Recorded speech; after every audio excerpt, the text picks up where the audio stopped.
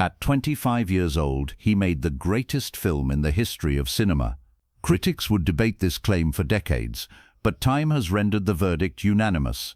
Citizen Kane was not merely a movie. It was a revolution captured on celluloid, a declaration of war against everything Hollywood believed about storytelling, about structure, about what audiences could comprehend. At 70, the same man sat in a studio, reading copy for Frozen Peas. "We know a remote farm in Lincolnshire," he intoned in that magnificent voice, that instrument of God that had once terrified a nation into believing Martians were invading, that had commanded stages and seduced audiences and shaped the very language of cinema. "Where Mrs. Buckley lives, take after take." The director was unsatisfied. Orson Welles, the boy genius, the wonderkind, the man who had reinvented cinema before his 26th birthday, could not deliver a frozen vegetable commercial to anyone's satisfaction. The director wanted more warmth, less condescension, a different emphasis on peas. "In the depths of your ignorance, what is it you want?" Orson finally bellowed, his patience exhausted, his dignity in tatters. "The recording exists. You can hear the fury. You can hear the humiliation. You can hear the sound of a titan reduced to selling peas to housewives who had never heard of Citizen Kane. This is the story of the greatest filmmaker who ever lived, and how Hollywood systematically destroyed him. Not with a single blow, but with 1,000 cuts stretched across 45 years, a slow execution disguised as a career, a murder committed in plain sight, while everyone watched and no one intervened. They gave him everything at 25. Then they spent the rest of his life taking it back. George Orson Welles was born on May 6, 1915, in Kenosha, Wisconsin. His mother Beatrice was a concert pianist with ambitions that transcended their provincial circumstances, a woman who filled their home with music and literature and the unshakable conviction that her children were destined for greatness. His father Richard was an inventor and alcoholic whose brilliance flickered between moments of genuine inspiration and months of self-destructive dissipation. From his first breath, Orson was declared exceptional. His mother announced to anyone who would listen that her son was a genius. Doctors confirmed it. Teachers confirmed it. Everyone who encountered the child confirmed it. She was not exaggerating, though the word would become both blessing and curse, a crown of thorns he could never remove, an expectation he could never escape. By age 2, Orson could read. By 5, he had memorized passages of Shakespeare and could recite them with an actor's instinct for emphasis and pause. By 8, he was writing and directing plays for neighborhood children who served as his first reluctant cast. By 10, he was performing magic tricks for paying audiences in hotel lobbies, already understanding that the world was a stage and he was born to command it. His mother died when Orson was 9. Cancer took her quickly, before the boy could fully comprehend that she was leaving. His father, already dissolving into alcohol, drank himself to death 6 years later. By 15, Orson Welles was an orphan with a trust fund, a genius-level intellect, and absolutely no one to tell him what he could not do. He told himself he could do anything, and for a remarkable, unrepeatable while the universe agreed. At 16, Orson traveled to Ireland and talked his way into the Gate Theatre in Dublin by claiming to be a Broadway star. He had never performed professionally in his life. He had never been to New York. The lie was audacious, absurd, and completely successful. His confidence was so overwhelming, his presence so commanding, that they cast him immediately, without bothering to verify his credentials. This would become the pattern of his life. Audacity rewarded, reality bent through sheer force of will, the world reshaping itself around his vision, because his vision was so overwhelming that resistance seemed pointless. He told people what he was going to do, and then he did it, and then everyone pretended they had always believed it was possible. By 19, he was on Broadway, performing in and directing productions that drew critical attention and audience enthusiasm. By 22, he commanded his own theatre company, the Mercury Theatre, and his own radio program. His productions were revolutionary. Julius Caesar, set in fascist Italy, staged with bare sets and military uniforms, a Macbeth performed entirely by black actors in a Haitian setting, innovations that outraged conservatives and electrified audiences, and announced that this young man had no intention of respecting anyone's traditions. But radio made him truly famous. It gave him access to millions of ears, and he used that access to change everything. On October 30, 1938, Orson Welles broadcast a Halloween adaptation of H.G. Wells' The War of the Worlds. He presented it as a series of increasingly panicked news bulletins, interrupting fake programming with urgent reports of Martian invasion in New Jersey. America believed him. Thousands fled their homes, highways jammed with refugees escaping cities they believed were under attack. People called police stations, hospitals, newspapers, begging for information about the alien assault. Churches filled with congregants seeking salvation before the end. Suicides were reported, though never confirmed. A nation that prided itself on rational thinking surrendered to mass hysteria because one 23-year-old's voice was too convincing, too authoritative, too real. The next morning, Orson Welles was the most famous man in America. Newspapers that had ignored him suddenly put him on front pages. CBS executives who had barely known his name suddenly wanted meetings. And Hollywood, always hungry for the next sensation, came calling with checkbooks open and contracts ready. Orson could have played it safe. He could have apologized, accepted a conventional contract, made conventional films, built a conventional career. Instead, he demanded the impossible. And somehow, impossibly, he got it. RKO Pictures offered Orson Welles something unprecedented in the history of the motion picture industry: complete creative control, no studio interference, final cut, the right to write, direct, produce and star in any film he chose to make. He was 24 years old and had never made a movie. He had never even been on a film set. No one in Hollywood history had received such a contract. No one has received one since. The studio executives who approved it would spend years regretting their generosity, explaining to shareholders how they had gambled so recklessly on an untested radio personality. But in that moment, caught up in the excitement of discovering genius, they believed they were investing in the future of cinema. They were right. They just did not understand what that future would cost them. Orson chose to make a film about William Randolph Hearst, the most powerful newspaper publisher in America, a man who could destroy careers with a single editorial, who owned politicians and manufactured public opinion like a factory produces widgets. Orson did not merely criticize Hearst, he dissected him. He exposed the emptiness behind the empire, the loneliness behind the power, the sad little word that explained everything and nothing: Rosebud. Citizen Kane was not just technically innovative, though it revolutionized cinematography, sound design, narrative structure, and acting in ways that filmmakers still study today. Deep focus photography that kept foreground and background equally sharp. Ceilings on sets, breaking the illusion that films were shot on stages. Non-linear storytelling that trusted audiences to assemble meaning from fragments. Low-angle shots that made ordinary men look like gods, and gods look like ordinary men. It was also a moral examination of American power, a meditation on the price of success, a tragedy disguised as biography, and it was an act of artistic suicide that Orson was too young and too arrogant to recognize.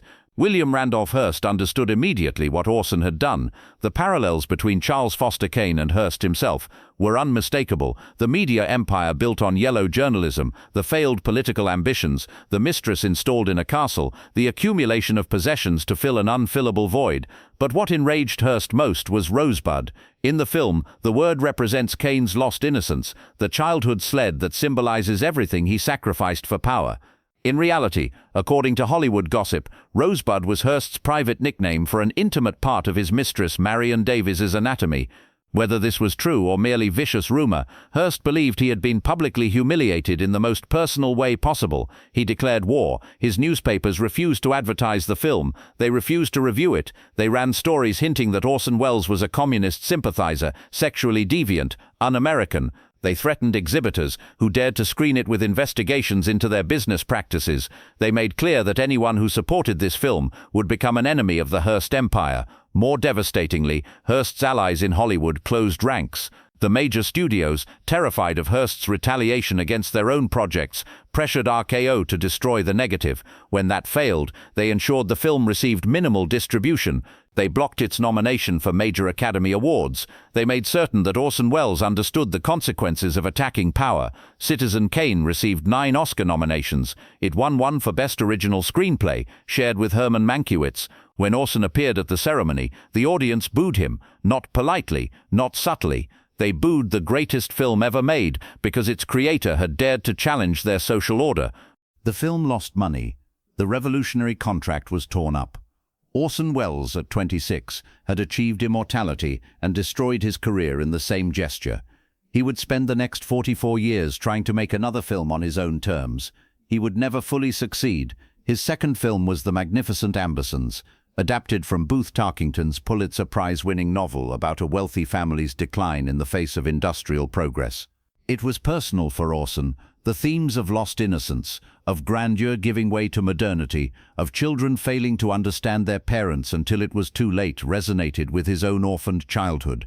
He poured everything he had learned from Kane into it: the deep focus cinematography, the intricate sound design, the long takes that trusted audiences to find their own way through scenes without the hand-holding of conventional editing. He worked with his Mercury Theatre actors, people he trusted, people who understood his methods. Then RKO took it away from him.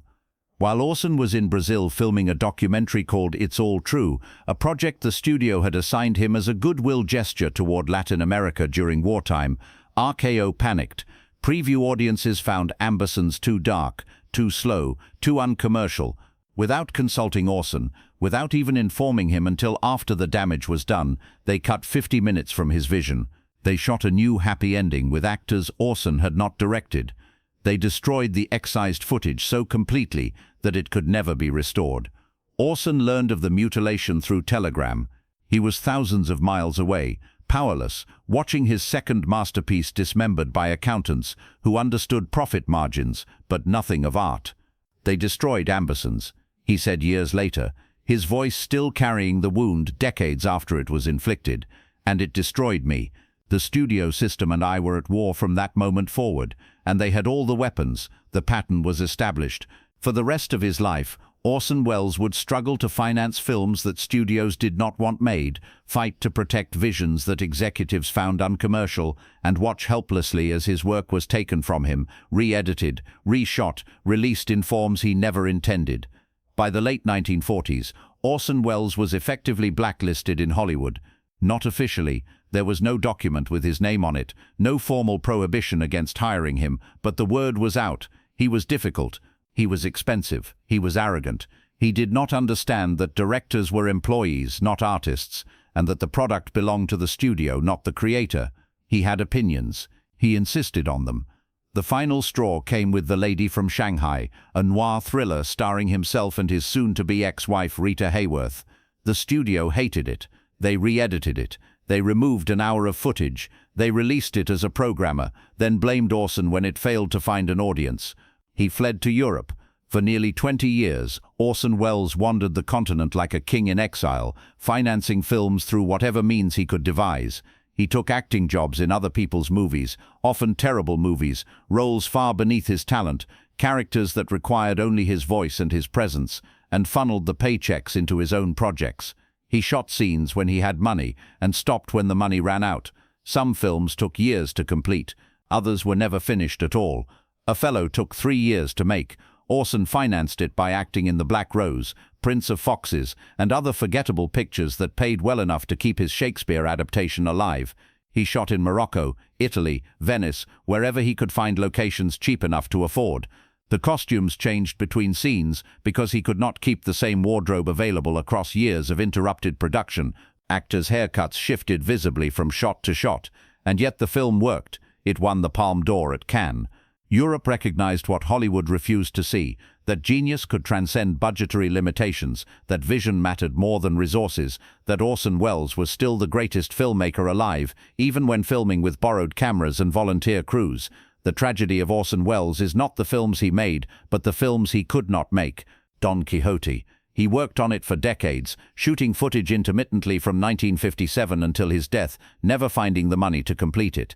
The footage exists in archives, fragments of a vision we can only imagine, scenes of haunting beauty interrupted by nothing, leading nowhere. The Other Side of the Wind, a satire of Hollywood that he shot throughout the 1970s, starring John Huston as an aging director, trying to complete one final film while surrounded by sycophants and betrayers.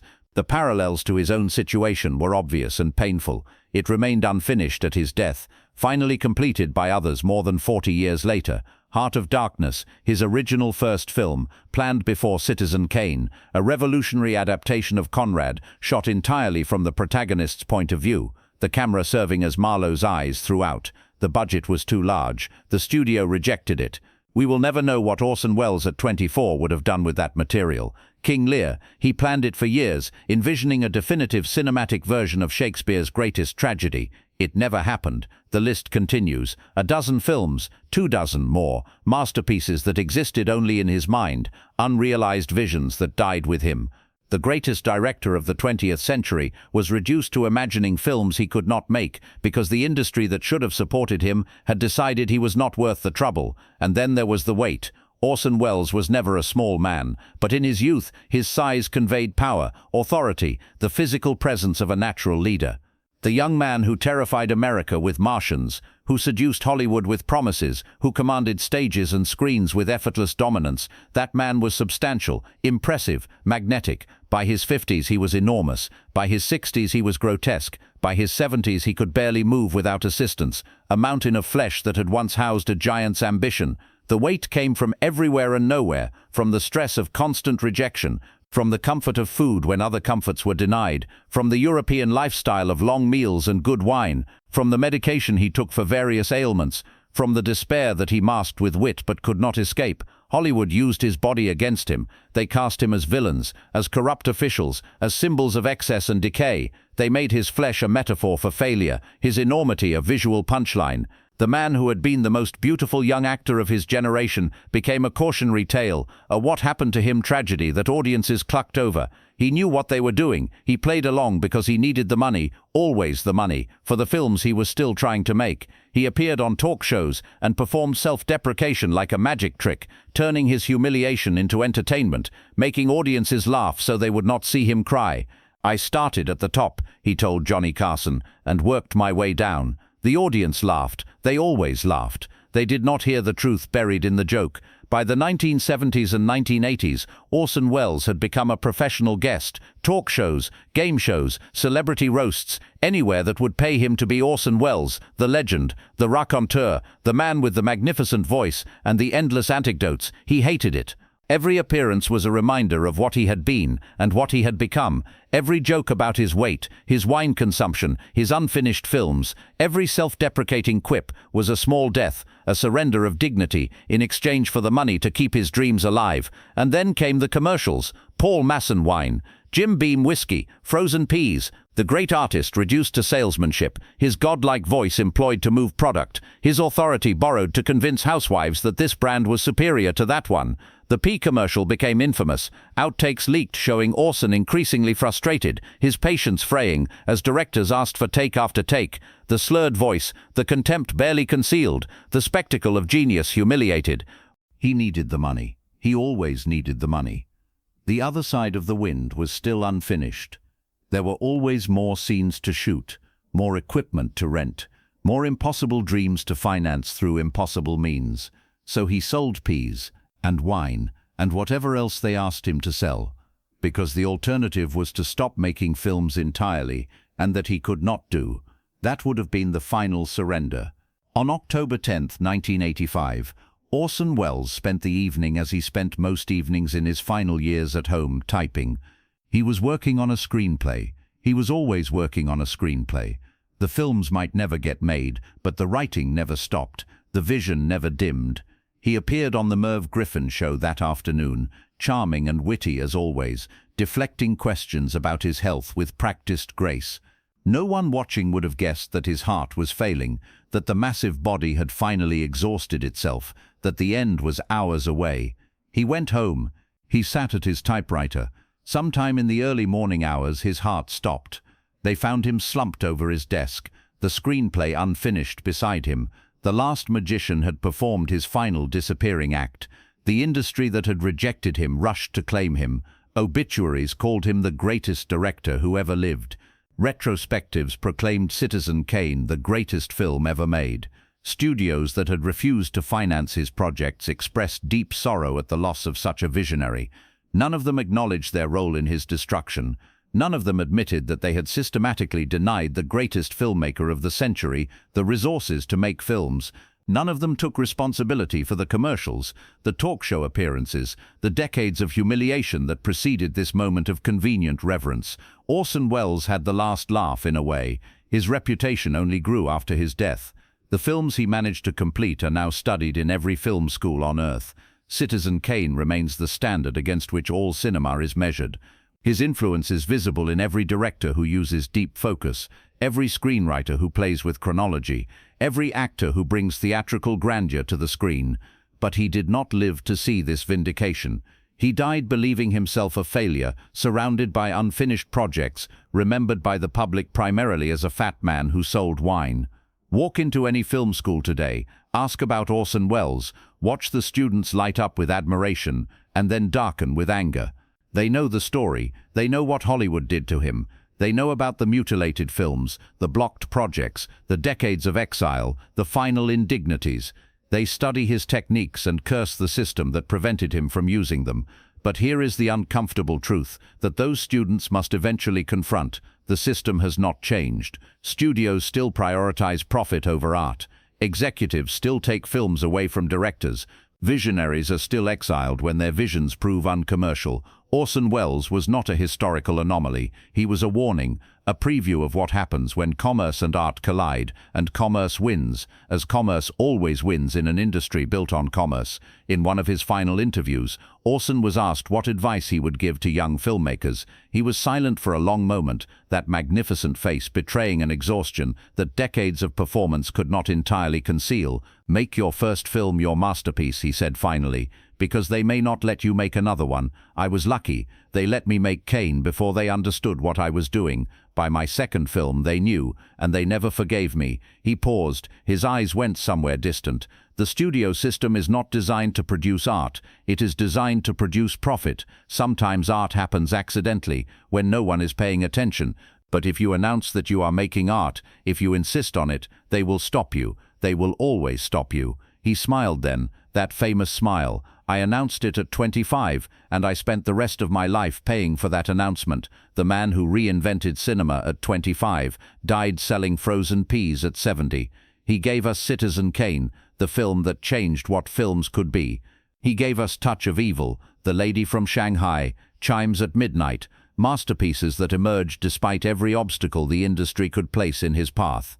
He gave us the most influential body of work in cinema history, and he made most of it while fighting for survival. But he also gave us something else, a cautionary tale, a demonstration of what happens when genius meets commerce, and commerce refuses to yield. The next time you watch Citizen Kane, the next time you marvel at the deep focus, the ceilings, the shadows, the structure that every film student memorizes, remember what you now know. Remember the boy who conquered the world. Remember the man they broke. Remember the commercials, the talk shows, the decades of exile. Remember Rosebud, the lost innocence, the thing that was taken and could never be recovered. That is the untold story of Orson Welles. That is the price of genius in a system that cannot afford it. And now you know.